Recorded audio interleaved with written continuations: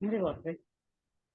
हाँ दीदी बोलिए, कल आपका कुछ प्रश्न आपने यहाँ पर डाला हुआ है कि अव्रती भी तीर्थंकर प्रकृति बांध सकता है क्या, कैसे संभव है समझाइए, यही प्रश्न था ना आपका। जी जी जी। देखिए दीदी, तीर्थंकर प्रकृति का बंध ये चौथे गुणस्थान से लेकर के 8वें गुणस्थान। गुणस्थान के छठे भाग तक होता है। जी तो चौथा गुणस्थान तो अव्रती का है, असंयमी का है। जी। अब ये 16 कारण भावना में से कौन कौन सी भावनाएं भा सकता है। इन दर्शन 16 विशुद्धि। कारण भावना में से दर्शन विशुद्धि भावना जरूर भा सकता है, सम्यक जी दर्शन जी। की बात है, तो वो भा सकता है। जी ये एक भाएंगे तो भी प्रकृति बन जाएगी, तीर्थंकर नाम कर्म प्रकृति बन जाएगी। इसके साथ में वो विनय संपन्नता भावना भा सकता है कि नहीं भा सकता है। जी। भा सकता है, बिल्कुल भा सकता है। भा सकता है। अभीक्ष्ट ज्ञानोपयोग भावना भा सकता है कि नहीं भा सकता है। वीक्षण भी भा सकता है। राइट। संवेग भावना भा सकता है कि नहीं भा सकता है। तो भा ही सकता है। है ना। जी। अच्छा, शक्ति तो त्याग भावना। हाँ, या त्याग तो कर सकता है। हाँ, चलिए ठीक है। अब तब की बात मैं यहां नहीं करता क्योंकि वो बड़ी बात है। उसके बाद हाँ में अब साधु समाधि भावना जो है, साधु हाँ। समाधि भावना में क्या है कि मुख्यतः से सहकारिता होना साधुओं के मतलब लिए।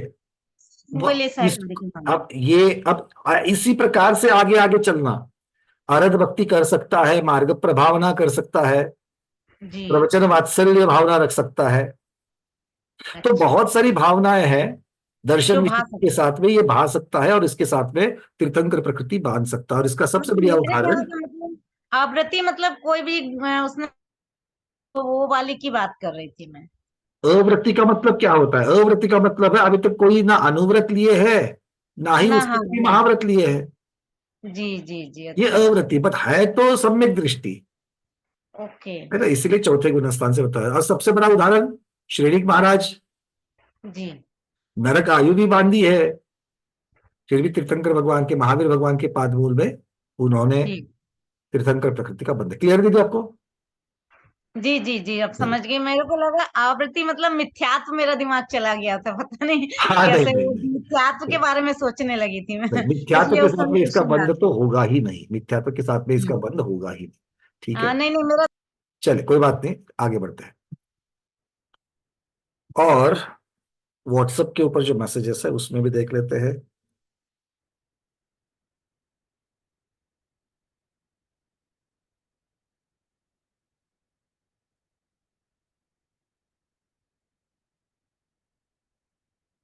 चंदा जैन जवारिया दीदी, हाँ चंदा दीदी आपने एक प्रश्न भेजा है, क्या सभी नारियों के संश्लेषित भाव होते हैं। नारियों का कहना है कि नारकियों के कहना है। नहीं, नारियों का। नारियों का मतलब जो स्त्री पर्याय में है वो। तो सभी के हमेशा के लिए संश्लेष परिणाम होवे ये जरूरी ही नहीं है। संश्लेष हम्म। परिणाम किसे कहते हैं, तो संश्लेष परिणाम कहते हैं राग द्वेष के परिणाम को। ठीक है। कोई चीज हम्म। बहुत अच्छी लगना, अहंकार के भाव होना, लोभ के भाव होना, ये राग भाव है। और क्रोध होना, मायाचरी करना, क्रोध मान, इस प्रकार से अगर देखेंगे क्रोध मान माया लोभ इन चार को अगर देखेंगे तो इसमें दो राग है दो द्वेष है, तो ये संश्लेष परिणाम है। और ये संश्लेष परिणाम कभी मंद होते हैं, मतलब जो राग द्वेष के परिणाम मंद होते हैं तब विशुद्धि ज्यादा होती है। और ये जब तीव्र होते हैं तो उसको तीव्र संश्लेष पर कहते हैं, संश्लेष तीव्र संश्लेष, इस प्रकार से इसको कहा जाता है। तो ये नारियों को क्या, सभी प्रकार के संसारी जीवों को तो होते ही रहते हैं, किसी को हाँ। कम किसी को ज्यादा। तो इसलिए नारियों को इसमें अलग से रखने की जरूरत नहीं है, क्योंकि नारियों को भी हमेशा होते रहे। हाँ, चंचल स्वभाव होने की वजह से अपेक्षाकृत पुरुष वेद से स्त्री वेद में ज्यादा होते, तुलनात्मक ज्यादा होते, किंतु इसका मतलब ये नहीं कि चौबीसों घंटे होते ही रहे। ठीक है ना। क्यों, क्योंकि इन्हीं में से, नारियों में से ही जो उत्कृष्ट नारियां होती है वो पतिव्रता नारियां भी होती है, हम्म। वो सम्यक दृष्टि नारियां भी होती है, वो व्रती नारियां भी होती है प्रतिभाधारी, और महाव्रती नारियां भी होती है। इतना ही नहीं, गणिनी माताएं भी होती है, 11 अंग की पाठी भी होती है, 11 अंग तक। आरिका माता जी जो है स्त्री पर्याय में 11 अंगों तक का स्वाध्याय करके उस ज्ञान को पा सकती है। सुलोचना जी का वगैरह प्रतिभा में बहुत सारे उदाहरण पढ़े पड़े हुए हैं। ठीक है, तो इस तरीके से आपके प्रश्न का उत्तर दे सकते हैं। धन्यवाद त्रिवेद से ज्यादा संश्लेषित तो नपुंसक वेदी होता है। अच्छा अगर वेदों की ही चर्चा की जाए तो स्त्री वेद से भी ज्यादा संश्लेषित नपुंसक वेदी होता है। क्यों? क्योंकि वो पुरुष और स्त्री दोनों के साथ रमन करने की इच्छा रखता है, किंतु रमन किसी के साथ नहीं कर पाता, इसलिए बहुत संश्लेषित होता है। इच्छा तो है किंतु कार्य नहीं कर पाता है, तो कितने संश्लेष परिणाम होते हैं। तो इस तरीके से वेदों में अगर आप तुलना करोगे तो इस तरीके से इसका उत्तर समझ सकते हैं। चलिए, बाकी तो एक है, इससे संबंधित प्रश्न और नहीं है। आगे बढ़ते हैं अब आज के विषय की तरफ। तीर्थंकर प्रकृति के बारे में हम लोग जान रहे थे। गोमर्षा जीवकांड की गति महामार्गना के अंतर्गत हम लोग मनुष्य गति के बारे में समझ ले रहे थे। मनुष्य गति में अब अवसर्पिणी की चतुर्थ काल का वर्णन हम लोग देख रहे हैं। इसमें शलाका पुरुषों की उत्पत्ति होती है। सबसे प्रथम शलाका पुरुषों में हम लोग तीर्थंकरों की चर्चा कर रहे हैं, और तीर्थंकरों के भी विशेष जो रहते कल्याणक आदि रहते हैं, उसके अपेक्षा से हम लोगों ने चर्चा की। अब तीर्थंकर क्यों बनते हैं, कोई भी मनुष्य तीर्थंकर कैसे बनता है, तो उसके लिए जो तीर्थंकर प्रकृति है उसकी चर्चा हम लोग कर्म सिद्धांत की अपेक्षा से कर रहे हैं। लेश्या की अपेक्षा से, कल हम लोगों ने अंतिम में देखा था, लेश्याओं की अपेक्षा से देखा जाए तो प्रश्न पूछा गया, भगवान किन किन लेश्याओं के साथ में तीर्थंकर प्रकृति बनती है। अब जो लेश्या को नहीं समझते हैं उनके लिए थोड़ा मैं बता दूं, आगे लेश्या मार्गना में प्रकरण आएगा ही डिटेल्स में। लेश्या किसे कहते हैं, तो मोटा मोटी में समझना, हमारे जो भाव होते हैं उन्हें लेश्या कहते हैं। ठीक है, हमारे जो परिणाम होते हैं भाव होते हैं। अब भाव जो है वो अच्छे भी होंगे बुरे भी होंगे, तो अच्छे भावों को शुभ लेश्या कहते हैं, बुरे भावों को अशुभ लेश्या कहते हैं। क्यों? क्योंकि इन ऐसे भाव करने से जो कर्म का आश्रय होगा, जो कर्म का बंध होगा और आगे जो फल मिलेगा वो शुभ और अशुभ प्रकार का मिलता है। इसीलिए इसका नाम सार्थक है शुभ लेश्या और अशुभ लेश्या। अब शुभ लेश्या में भी फिर देखा जाए तो उसके तीन भाग हो जाएंगे, पीत पद्म शुक्ल। ये जैसे वर्ण कलर्स है उसके जैसे, जैसे पीत पीले कलर से, पद्म ये ज्यादा लाइटर है, उससे भी शुभ्र धवल वर्ण जो है वो और भी लाइटर है। मतलब जितना जितना वर्ण लाइट होता है, रंग लाइट लाइट लाइट होते जाता है, वो मन की विशुद्धि को दर्शाता है। और जितना वो डार्क डार्क डार्क होते जाएगा उतना ही भावों की कलुषता दिखाता है। तो अशुभ में तीन प्रकार की कौन सी लेशा है, तो कापोत लेशा, जिसे ग्रे कहा जाता है अंग्रेजी में, कापोत लेशा। उसके बाद में नील लेशा, नील मतलब आकाश का जो कलर नीला होता है वो नहीं, इंद्रनील, बिल्कुल डार्क नील, नीला उस प्रकार का। और उसके बाद में होता है काला, कृष्ण लेशा। ठीक है, अब इन 6 लेशाओं के भी मूलतः तीन तीन भाग हो जाते हैं, जघन्य, मध्यम और उत्तम। ये 6 लेशाओं के ऐसे भाग होते हैं। ठीक है, और आगे बढ़कर के इनके असंख्यात भेद होते हैं। जैसे देखिए, हम लोग ही देखेंगे खुद के बारे में, अगर हम लोग थोड़ा चिंतन करेंगे, हमें जब गुस्सा आता है, अगर दिन में मान लो 5 बार गुस्सा आया, दिन में 5 बार गुस्सा आया, तो पांचों बार क्या गुस्सा समान प्रति का होता है, उसकी तीव्रता उतनी ही होती है? नहीं, प्रसंग के अनुसार कम ज्यादा होता है ना। जो हमारे लिए अरति है, जो हमारे लिए अप्रिय है, उसके बारे में गुस्सा आएगा तो ज्यादा आता है, और जो हमें प्रिय है उसके बारे में गुस्सा आएगा तो एक तो कम भी आता है और जल्दी भूल भी जाते हैं। तो ये राग द्वेष की अपेक्षा से ये सारी चीजें जो है ये चलती रहती, इनकी छटाएं जो है, ये छटाओं को ही यहाँ पर अलग अलग प्रकार की लेशा कहा गया है, आचार्य भगवान कहते हैं। तो यहां पूछा गया प्रश्न कि भाई कौन से लेशा के साथ में तीर्थंकर प्रकृति बंधती है, तो आचार्य भगवान कह रहे हैं कि अब देखो तीर्थंकर प्रकृति का बंध, कल किसी ने ये प्रश्न भी आया था मुझे कि तीर्थंकर प्रकृति हमेशा बंधती रहती है, इसका अर्थ क्या लेना। तो सबसे पहले इसकी पद्धति को समझ लेना। जैसे हमें कोई भी कर्म का जो बंध होता है, हम उसी समय की अपेक्षा से उसका विचार करते हैं, है कि नहीं है। भाई इस समय मुझे बंध हो रहा है, तो कौन कौन से कर्म बंध रहे हैं, कितने समय के लिए बंध रहे हैं, कितनी तीव्रता वाले बन रहे हैं, क्या स्वभाव वाले बन रहे हैं, कितनी क्वांटिटी में बन रहे हैं।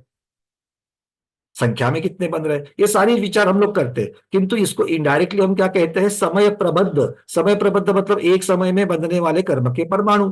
तो हम विचार एक समय का ही करते हैं, बट क्या जिन भावों के द्वारा हमें कर्म का बंध होता है, हम वो एक समय के लिए ही भाव करते हैं क्या?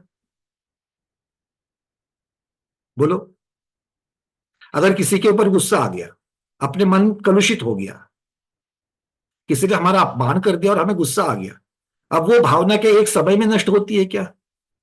5-10 मिनट तो उसको पालते ही पालते हैं, और ऊपर से और सामने वाले ने कुछ बोल दिया तो उसमें फिर उस अग्नि में और घी पड़ जाता है, और उसको लंबा खींचते हैं, फिर अपने चिंतन के द्वारा उसको और खींचते हैं, फिर कोई तो आकर के काम में कुछ बोलता है, फिर और खींचते हैं। मतलब और काफी देर तक ये हमारा इस प्रकार का आर्त ध्यान, इस प्रकार के भाव बने रहते हैं। और अगर इस प्रकार के भाव बने रहते हैं, मतलब क्या हुआ कि उतने समयों तक उन भावों की अपेक्षा हमें कर्म का बंध होते रहता है। छोटा सा उदाहरण देता हूं, आपको समझ में आ जाएगा। बहुत बड़ा जंगल है और गर्मी में सारी की सारी घास जो है वो सूख गई,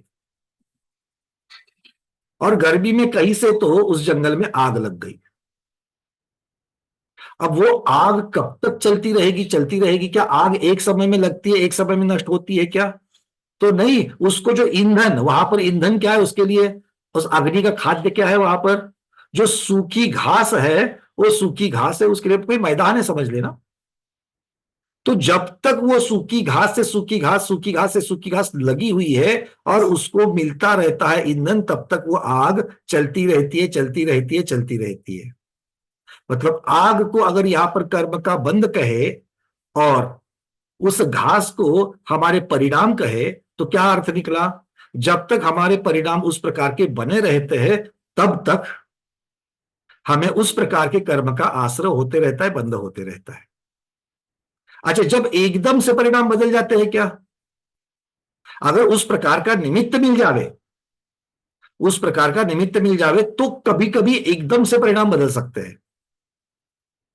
जैसे मान लो आपको किसी ने आपको अपमान कर दिया और आप अकेले में रो रहे हो, अपने रूम में बैठ करके आप अकेले में रो रहे हो, बड़े उदास हो, और एकदम से आपका बच्चा दरवाजा खोल करके, उसको तो मालूम नहीं अंदर क्या चल गया, एकदम से अपने स्कूल से आकर के दौड़ा दौड़ा आपके पास में आता है और आपको चिपक के बोलता है, मम्मी देखो मुझे प्रतियोगिता में फर्स्ट प्राइज मिला, और वो हाथ में आपके ट्रॉफी है वो दिखाता है। सब भूल करके जो अब तक के भाव है एक समय में आपके बदल जाते हैं। बदलते कि नहीं बदलते हैं? तो उस समय से आगे जिस प्रकार के भाव होंगे, उस प्रकार के कर्म का आश्रय होगा। आ रही बात समझ में? और इस प्रकार के भाव हमें कब कब होते रहते हैं? करो चिंतन थोड़ा। 24 घंटे में से कितने घंटे होते रहते हैं? 24 घंटे होते रहते हैं। आप कहोगे नींद में, खाना खाते वक्त, अभिषेक करते वक्त, कुछ ना कुछ तो प्रकार के भाव होते होते हैं। अच्छे तो, बुरे तो, अच्छे में भी कम ज्यादा, बुरे में भी कम ज्यादा। कभी लोभ के, कभी मायाचारी के, कभी क्रोध के, कभी अहंकार के, इन चारों में से कुछ ना कुछ तो होते रहते हैं। कभी धर्म के भाव होते हैं, निमित्त मिल जाए तो। इसका मतलब है शुभ और अशुभ भावों का चिंतन 24 घंटे चल रहा है। उस प्रकार के भाव 24 घंटे चल रहे हैं, नींद में भी चलते रहते हैं। भले हमें ऊपर से ना दिखे, अंदर सबकॉन्शियस माइंड में चलते रहते हैं, और इसीलिए हमें प्रति समय कर्म का आश्रय बंध हो ही रहा है। प्रति समय। समय बहुत छोटी चीज है, अगर पलक झपकते हैं उसमें भी असंख्यात समय हो जाते हैं। एक पलक झपकने में भी असंख्यात समय हो गए, मतलब असंख्यात गुनी गुना करके अनंत परमाणु जो है वो उसके साथ में जुड़ गए। अब बोलो, इस प्रकार से तीर्थंकर नाम कर्म प्रकृति जो है, ये तीर्थंकर नाम कर्म प्रकृति कब तक बनती रहती है तुमको? शुरुआत तो आपने कर ली, प्रारंभ तो आपने कर लिया। कहा? तीर्थंकर और केवली भगवान के पादमूल में आपने उसका तीर्थंकर प्रकृति का बंध तो प्रारंभ कर लिया। अब क्या आप हमेशा तीर्थंकर भगवान के सब पादमूल में रहोगे क्या? श्रेणिक महाराज प्रमुख श्रोता थे समूह शरण के, पर क्या वो महावीर भगवान के साथ में प्रति समय थे क्या? नहीं, वो तो गणधर भगवान थे, श्रेणी के राजा तो नहीं। तो घर भी जाता होगा, खाना भी खाता होगा, सब करता होगा। इसी प्रकार से जब देखा जाएगा तो अलग अलग प्रकार के भाव, यहां पर तीर्थंकर प्रकृति के भाव आपके हो गए, तीर्थंकर कर्म प्रकृति का बंध शुरू हो गया। अब ये जो शुरू हो गया, जब तक केवली भगवान के सामने है आप बोलोगे कि मेरे भाव बहुत अच्छे हैं, तब तक तो ये चलता होगा। वहां से मैं घर आ गया समोसरण से, समोसरण से घर आ गया, पर समोसरण के साथ अब घर आ गए तो भी तीर्थंकर कर्म प्रकृति, अगर उसको कर्म बंद हो रहा है, अगर उसको आग कहेंगे, अगर इसको अग्नि कहेंगे, जैसे पहले के उदाहरण में लगाया था, इसका इस अग्नि का खाद्य कौन सा है? तीर्थंकर नाम कर्म प्रकृति की अग्नि का खाद्य कौन सा है? उसका खाद्य है सम्यक दर्शन। उसका खाद्य क्या है? यहां पर सूखी घास कौन सी है? सम्यक दर्शन की सूखी घास। तो जब तक आपका श्रद्धान सही है, तब तक वो तीर्थंकर नाम कर्म प्रकृति बंधती ही रहेगी, बंधती ही रहेगी, बंधती ही रहेगी, प्रति समय बंधती रहेगी। अब प्रति समय बंधती रहेगी का अर्थ क्या होता है? प्रति समय बंधती रहेगा का मतलब प्रति समय उस कर्म पद्धति के, उसके स्वभाव वाले, तीर्थंकर कर्म प्रकृति का स्वभाव वाले अनंत परमाणु उस कर्म के आपकी आत्मा में आकर के घुल मिल रहे हैं प्रति समय। और जब वो घुल मिल रहे हैं प्रति समय, तो इस समय में जो अनंत की बैच आ गई, उस अनंत की बैच आपके साथ में कितनी देर तक रहने वाली है, ये आपके उस समय के संश्लेष परिणाम जो है, उस परिणाम के ऊपर वो डिपेंड है। अगर परिणाम विशुद्ध है तो थोड़े समय के लिए रहेगी। अगर मान लो परिणाम आपके ज्यादा है, संश्लेष परिणाम ज्यादा है, तो ज्यादा देर तक वो बैच आपके पास रहेगी। मतलब प्रति समय जो जो अनंत परमाणु समय प्रबद्ध आपके आत्मा के साथ में जुड़ रहे हैं, उनकी स्थिति क्या क्या पड़ती है, वो कितने समय के लिए आपके आत्मा में जुड़ते हैं, उसका प्रत्येक बैच का प्रति समय का गणित अलग अलग अलग अलग है। अगर विशुद्धि ज्यादा है तो उदाहरण के लिए मान लेते हैं 10 मिनट के लिए बंधे, संश्लेष परिणाम ज्यादा है तो मान लेते हैं कि 50,000 वर्ष के लिए बन गए वो कर्म परमाणु। तो आप क्या कहोगे? अगर 10 मिनट में है तो इसका मतलब है 10 मिनट का अर्थ क्या होता है? अब एक एक एक एक एक एक, एक वो उस बैच का एक एक परमाणु निषेक जो है वो आकर के प्रति समय आकर के आपको अपना फल देने वाला है या ना? कर्म सिद्धांत सब लोग समझते कि नहीं समझते हो ये, कि भाई प्रति समय तो ये फल देगा ही फल देगा। बट आपने तो कल भैया बोला था कि वो 13वें गुणस्थान में जाकर के उसका उदय माना है नहीं? आपको याद आ रहा है ना? तो उदय अगर 13वें गुण स्थान में है, और श्रेणिक महाराज का अगर विचार करेंगे तो श्रेणिक महाराज अपनी पर्याय में जब तक महावीर भगवान के सामने थे, तब तो उन्होंने बहुत सारी बैचेस मान ली, विशुद्ध परिणाम थे। मान लो घर आ गए, उनका अंत देखिएगा, अंत किस प्रकार से उनका कारागृह में हो गया, कारावास में हो गया, तब तो उनके कुछ ना कुछ तो संश्लेष परिणाम जरूर हुए हैं। अब वो संश्लेष परिणाम है तो वहां पर ज्यादा देर के लिए वो कर्म प्रकृति उसको बंध रही है। क्यों? क्योंकि क्षयिक सम्यक दृष्टि है, तो जब तक सम्यक्त्व की सूखी घास साथ में है, तब तक तीर्थंकर कर्म प्रकृति की अग्नि जलती रहेगी, जलती रहेगी, वो बंधती ही रहेगी। अब प्रश्न ये है कि भगवान के सामने उदाहरण के लिए समझ लेते हैं, विशुद्ध परिणामों से ऐसी तीर्थंकर कर्म प्रकृति की बैच बन गई कि जिसका उदय 5 दिन के बाद में होने वाला है। उसकी स्थिति कितनी पड़ी? 5 दिन। और अंत में कारागृह में, कारावास में जो उनकी स्थिति पड़ी संश्लेष परिणाम से, मान लो 10,000 वर्ष के बाद में उसका उदय होने वाला है। पर अब 5 दिन के बाद में ना वो श्रेणिक महाराज 13वें गुणस्थानवर्ती केवली बनने वाले हैं, ना 10,000 वर्ष के बाद में श्रेणिक महाराज तीर्थंकर बनने वाले हैं। मनुष्य पर्याय में तो 84,000 वर्ष के बाद आएंगे, उसके बाद में कुछ आयु मिलेगी, तब जाकर के केवल ज्ञान प्राप्त होगा। प्रश्न समझ में आ रहा है सबको? तो फिर ये उदय में आएगी प्रकृति, मतलब फल क्या देगी? और स्थिति खत्म होने के बाद में कर्म को उदय में आने से कौन रोकेगा? क्यों कल्पना दीदी, क्लियर है ना? हाँ, तब आचार्य भगवान यहां पर कहते हैं कि कर्म प्रकृतियों का उदय 2 प्रकार से होता है। एक को कहते हैं परमुख उदय, दूसरे को कहते हैं स्वमुख उदय। स्वमुख उदय का अर्थ क्या होता है? जिस प्रकार की प्रकृति, जिस स्वभाव की प्रकृति बंधी है कर्म की, उसी प्रकार का फल देना। और दूसरी परमुख मतलब उसी के सदृश, पुण्य है तो पुण्य प्रकृति, पाप है तो पाप प्रकृति, उस प्रकार की उसकी सजातीय, उसके सदृश, उससे मिलती जुलती कर्म प्रकृति का फल जिस प्रकार से होगा, उस अपेक्षा से उस कर्म प्रकृति का फल मिलेगा। तो आचार्य भगवान कहते हैं कि तीर्थंकर नाम कर्म प्रकृति का जो उदय है और जो फल है वो 13वें गुणस्थान तक, चौथे से 13वें गुणस्थान तक परमुख पद्धति से मिलता है और 13वें गुणस्थान के आगे स्वमुख से मिलता है। बात समझ में आ गई? अब सारे गणित छूट गए, निकल गए सब, सारी जिज्ञासा शांत हो रही है इससे? बिल्कुल हो रही है, क्योंकि 5 दिन के बाद में श्रेणिक महाराज को जिस प्रकार का सुख मिला होगा वो सुख किसकी अपेक्षा से है? तीर्थंकर नाम कर्म प्रकृति का है, किंतु वो परमुख उदय है। 10,000 वर्ष के बाद में वहां पर जो उनको कुछ तो एक क्षण के लिए या कुछ भी इस प्रकार से वहां पर उनको इस प्रकार की परिस्थिति हुई होगी कि उस तीर्थंकर कर्म प्रकृति का वहां पर उनको जो फल मिल रहा है वो वहां पर उनको उस अपेक्षा से, सुख की अपेक्षा से मिल रहा है। और फिर जब वो 13वें गुणस्थान में जाएंगे तब जाकर के वहां पर उस कर्म प्रकृति का फल स्वमुख से होगा। क्लियर है? अब विचार करके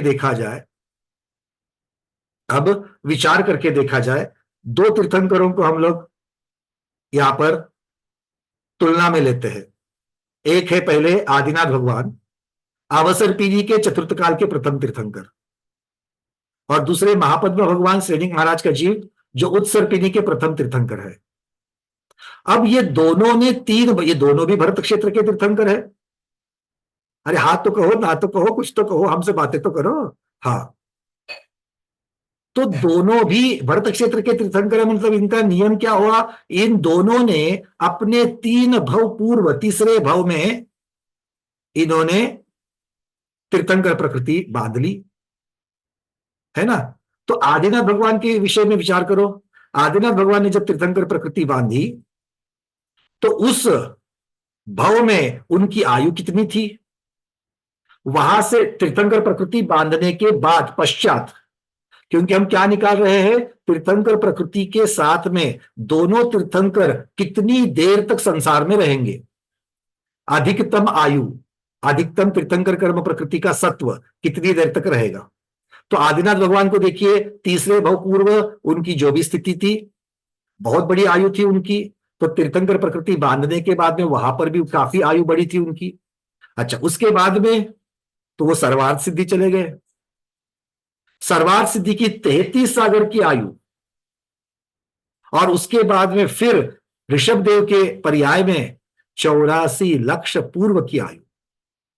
तो आदिनाथ भगवान तीर्थंकर प्रकृति बांधने के बाद कितनी देर तक संसार में रहे?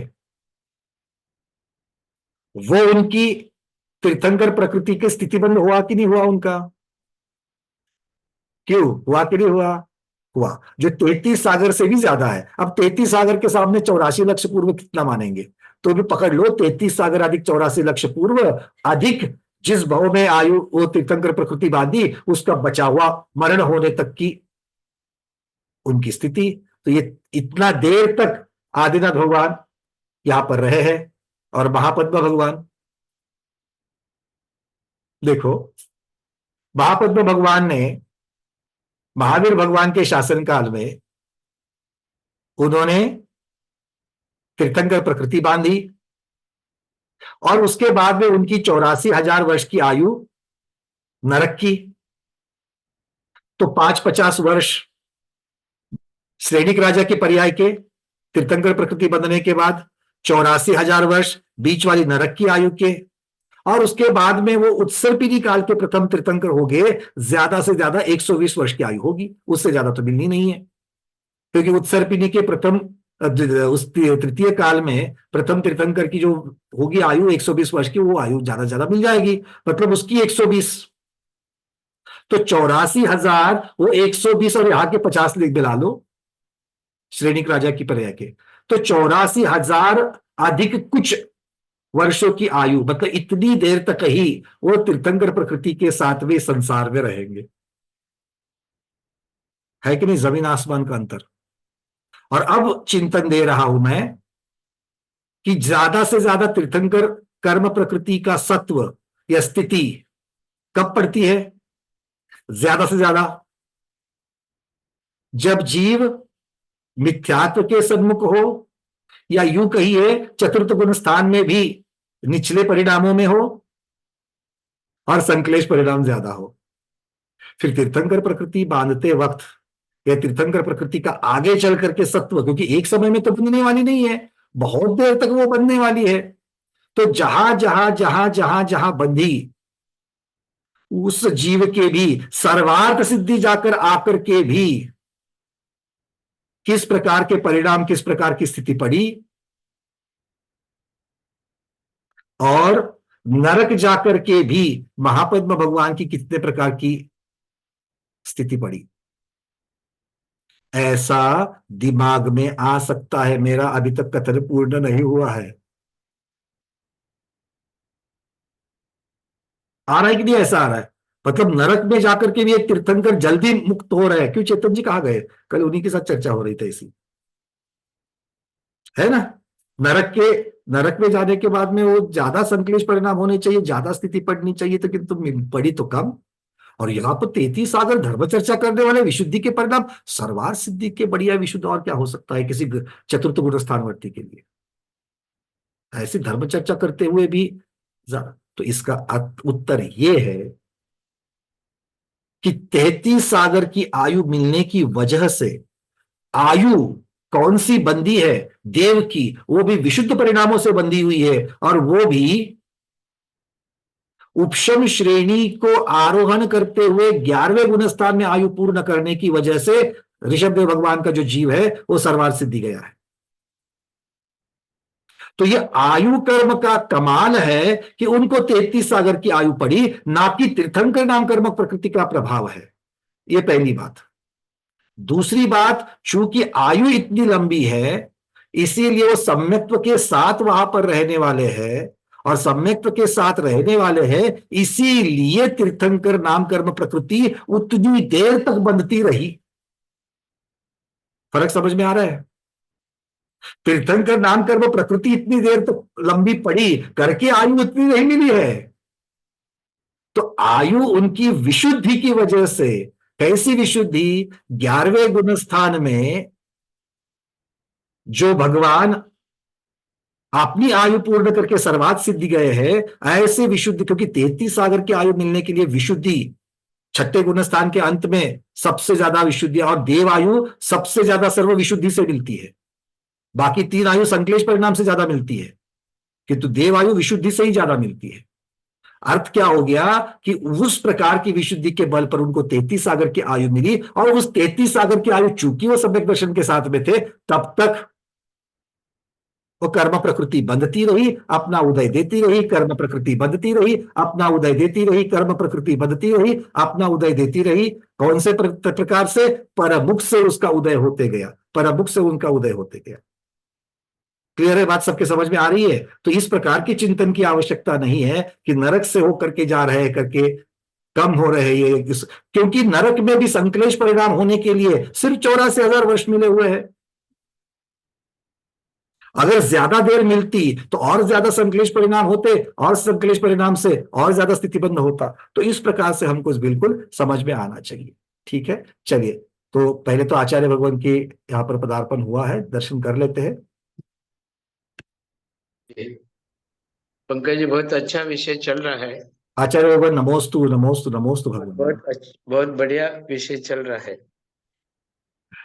लेकिन मैं जहां तक समझता हूँ, आयु के स्थिति का तीर्थंकर प्रकृति के बंध से कोई विशेष कोई संबंध नहीं है, क्योंकि महावीर भगवान को हुए आज हजारों वर्ष हो गए, लेकिन उस समय की उनकी जो आयु स्थिति थी वो सिर्फ 72 वर्ष की ही थी। जबकि आज भी ऐसे लोग हैं जो 113 वर्ष 120 वर्ष भी जीने वाले हैं। 2500 वर्ष के बाद भी इतने लंबे उम्र लेकर के जीने वाले लोग हैं। बिल्कुल बिल्कुल गुरुदेव, पर उनके साथ भी उनकी तुलना नहीं हो सकती है। तो आयु कर्म अपने हिसाब से है और तीर्थंकर नाम कर्म प्रकृति अपने हिसाब से है। तो आयु कर्म चूंकि सम्यक दर्शन के साथ में उतनी देर तक है, इसलिए वो उनकी स्थिति उस प्रकार के, और जब जब भगवान ऋषभ भगवान का जब जीव जब सर्वार्थ सिद्धि में होगा तो वो 33 सागर के लिए विशुद्ध परिणामों के साथ में किस प्रकार की किस प्रकार की तीर्थंकर कर्म प्रकृति की स्थिति बांधेगा? वो बांधेगा, उदय में आएगी, उदय में आएगी तो जरूर उसका परमुख से उदय होते हुए उस सुख की प्राप्ति होगी और आगे बढ़ेंगे। जी ठीक है, इस प्रकार से इसको समझ सकते हैं। चलिए आगे बढ़ते हैं। प्रश्न दिख रहे हैं मुझे ललिता दीदी और सुनीता दीदी के। दीदी मैं प्रश्न को बाद में लूंगा, अभी और थोड़ा सा आगे बढ़ते हैं। ठीक है, चलिए लेशाओं के बाद में तो ये चूंकि कल एक चर्चा आई थी इस प्रकार से, इसलिए हमने इसको रखा। तो लेशा की हम लोग बात कर रहे थे। आचार्य भगवान कह रहे हैं, हाँ एक प्रश्न था कि ये कैसे बंधती है, कितनी देर तक बंधती है? तो ये लगातार जब तक सम्यक्त्व के साथ में हो तब तक तीर्थंकर कर्म प्रकृति बंधती रहेगी, अपनी स्थिति बढ़ती रहेगी। अपनी स्थिति के अनुसार उसका परमुख या स्वमुख की अपेक्षा से कौन कौन से गुणस्थान में हो उस प्रकार से उसका उदय आता होगा और अपना फल देता होगा। बात सबके समझ में आ रही है? चलिए अब चलते हैं आगे। आचार्य भगवान कह रहे हैं कि तीनों अशुभ लेशाओं में तीर्थंकर प्रकृति का बंध प्रारंभ नहीं होता है।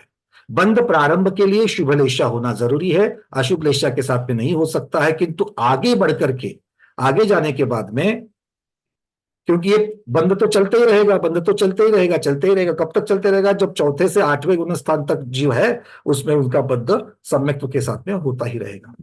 तो आगे कहते हैं कि अगर मान लो कोई जीव नरक बद्धायुष्क है, अगर कोई जीव नरक बद्धायुष्क है तो वो नरक बद्धायुष्क जीव नरक में जाने के बाद में शुभ लेशा कहां से होगी?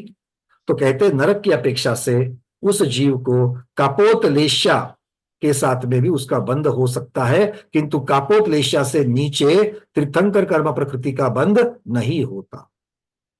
तो यहां पर एक प्रकरण आएगा कि भाई श्री कृष्ण नारायण तीसरे नरक में गए हैं। जो तीर्थंकर नाम कर्म प्रकृति को जिन्होंने बांधा है उस सत्व के साथ में नरक में ज्यादा से ज्यादा तीसरे नरक तक जीव जा सकता है। और जब ज्यादा से ज्यादा तीसरे नरक तक जब जीव जाएगा तो तीसरे नरक में कापोत लेशा भी है और नील लेशा भी है। तो फिर वहां पर अगर नील लेशा, हाँ तो आचार्य भगवान कह रहे हैं कि वहां के अगर तीसरे नरक के अगर हम लोग पटल देखेंगे तो तीसरे नरक के कुछ पटल, जो ऊपर वाले पटल है वो कापोत लेशा के होते हैं और नीचे वाले पटल जो है वो नील लेशा के होते हैं। और ये तीर्थंकर प्रकृति के बंध किया हुआ जो जीव है अगर तीसरे नरक में जा रहा है तो भी वो उन कापोत पटलों तक ही जाता है या कापोत लेशा वाले पटलों में ही जाता है, उससे नीचे वाले नीले वाले पटलों में नहीं जाता, नील लेशा वाले पटलों में नहीं जाता है। दूसरी बात, जिस पटल में जाएगा उस पटल की जो उत्कृष्ट आयु अधिकतम आयु होगी उस अधिकतम आयु से कम वाली आयु उस जीव को मिलेगी। अर्थात पहले दूसरे तीसरे नरक में भी अगर जीव चला जाए, जिस किसी पटल में चला जावे कापोत लेशा वाले पटल तक ही जा सकता है और उस पटल की जो अधिकतम आयु है उससे कम आयु ऐसे तीर्थंकर नाम कर्म प्रकृति के जिनका बंध हो चुका है ऐसे जीवों को मिलेगी। समझ में आ रही बात है? चलिए अब आगे कह रहे हैं सम्यक्त्व की अपेक्षा से वर्णन कर रहे हैं। प्रथमोपशम सम्यक्त्व में, द्वितीयोपशम सम्यक्त्व में, क्षायपशमिक सम्यक्त्व में और क्षायिक सम्यक्त्व में असंयत से लेकर के अप्रमत्त विरत गुणस्थान पर अर्थात 7वें गुणस्थान पर्यंत ही के मनुष्य तीर्थंकर के बंध का, तीर्थंकर कर्म प्रकृति के बंध का प्रारंभ करते हैं। अब तक हम लोग बात कर रहे थे बंध की। सामान्यता से बंध कब होता है? चौथे गुणस्थान से 8वें गुणस्थान के छठे भाग तक, किंतु प्रारंभ चौथे से 7वें गुणस्थान तक ही है। 7वें गुणस्थान के ऊपर बंध प्रारंभ नहीं है, 7वें गुणस्थान तक ही बंध का प्रारंभ है, आचार्य भगवान यहां पर कह रहे हैं। और वो भी प्रत्यक्ष साक्षात केवली शुद्ध केवली भगवान के चरणों के निकट ही होते हैं। आगे कहते हैं प्रकृति का बंध, इस प्रकृति का बंध चौथे गुणस्थान से 8वें गुणस्थान के छठे भाग तक होता है और वो भी सम्यक्त्व के साथ। और कौन से सम्यक्त्व के साथ में? प्रथमोपशम, द्वितीयोपशम, क्षायोपशमिक और क्षायिक, 4 बता रहे हैं। ठीक है, अब यहां पर गोमटसार कर्मकांड की गाथा क्रमांक 93, गोमटसार कर्मकांड की गाथा क्रमांक 93, यहां पर एक शब्द आया है पड़मूव समीये, अर्थ होता है प्रथमोपशम। पड़मूव समीये इस प्रकार जुदी विभक्ति की है। सो प्रथमोपम सम्यक्त का काल थोड़ा अंतर्मूर्त मात्र होने से षोडश कारण भावना भाना संभव नहीं है, इसीलिए उसमें तीर्थंकर के बंध का प्रारंभ नहीं होता। ऐसे किन्हीं आचार्यों का पक्ष है, उसको उल्लेखित करने के लिए ये गाथा यहां पर आई गई है। किन्हीं किन्हीं आचार्यों की अपेक्षा से प्रथमोपम सम्यक्त के साथ में तीर्थंकर प्रकृति का बंध प्रारंभ नहीं हो सकता है। इस बात को भी हमें संगठित करके चलना है, संग्रहित करके चलना है। मैं फिर से बताऊं, गोमटसार कर्मकांड की गाथा क्रमांक 93 में आचार्य भगवान नेमिचंद्र सिद्धांत चक्रवर्ती महाराज, जैसे उन्होंने सासाधन सम्यक्तों में भी अति विश्व आचार्य महाराज की अपेक्षा से शेषा ये शब्द लगा दिया। सबको याद आ रहा है ना गुणस्थान की चर्चा करते वक्त? हाँ, तो इस प्रकार से इस चीज को भी समझ लेना। ठीक है, चलिए।